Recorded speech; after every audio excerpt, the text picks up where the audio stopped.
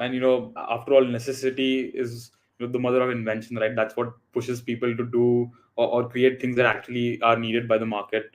And I completely agree. I think when I first started off in crypto as well, in 2020, it was not as early as you guys, but it was kind of bizarre to me that I had to write a 12-word phrase on a piece of paper and keep it safe somewhere, because if not, then I would just get done over through whatever reasons.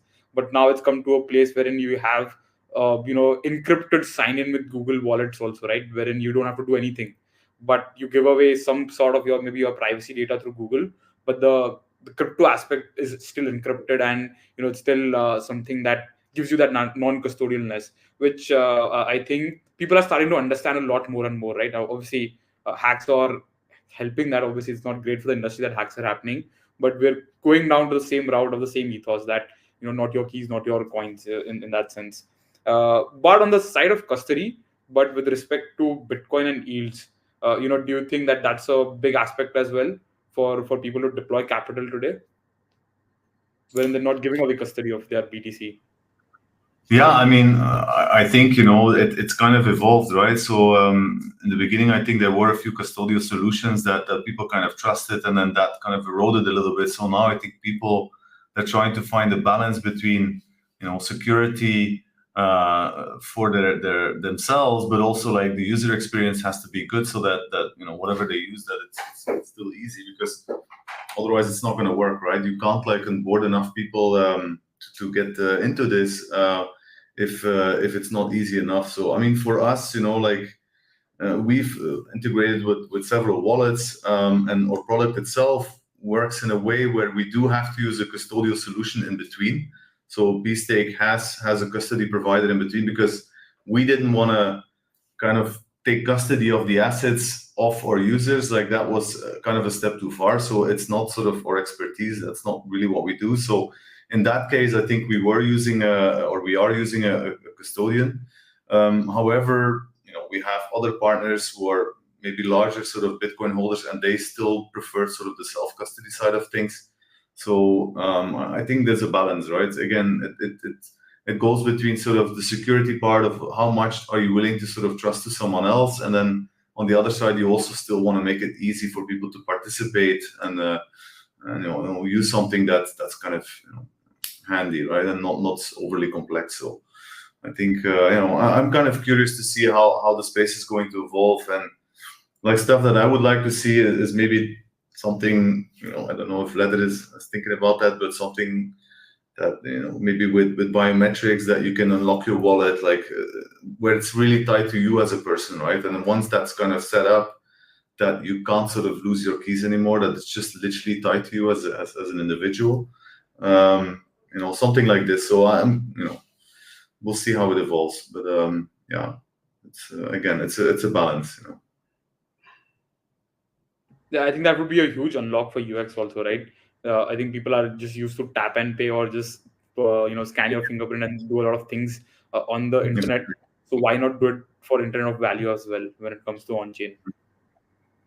Yeah, absolutely. And we are 100% exploring those options today, because we know that the easier we make it, the more users we can attract to the space, right? And keep it safe. That's the key thing. It's like, what level of safety are you able to, do you want to give up in order for the better user? I mean, not to have the user friction. And we've seen different experiments now tried to have a better understanding of what works and what doesn't, right? So we have a good sense now. Yeah, amazing. To actually talk a bit about Ledger, Shaili, so that our users or people that are being exposed to Ledger or pSTAKE for the first time also understand. Can you talk a bit about where Ledger comes from, what the history has been? You guys have a very cool tagline. I feel it says Bitcoin for the rest of us. So I love to understand more about Ledger particularly as well. Yeah, Ledger was actually, it used to be called Hero Wallet. Hero is a infrastructure company that provides like RPC infrastructure for the Stacks community, but also ordinals, runes, and other Bitcoin protocols or L2 protocols. But so Ledger was a wallet initially for Stacks. Then it came into supporting, these other meta protocols. So today we rebranded to Leather from Hero Wallet about a year, or I should say about a year ago. It's currently only live on desktop and extension. And we support BRC20, ordinals, runes, stamps, and stacks. And there are a lot, and of course, pSTAKE, which is building on Babylon. So we're starting to see more dApps building in the Babylon ecosystem and trying to support those. I think our goal is to try to make a wallet that is accessible and really beautiful and have a focus on a great user experience. And,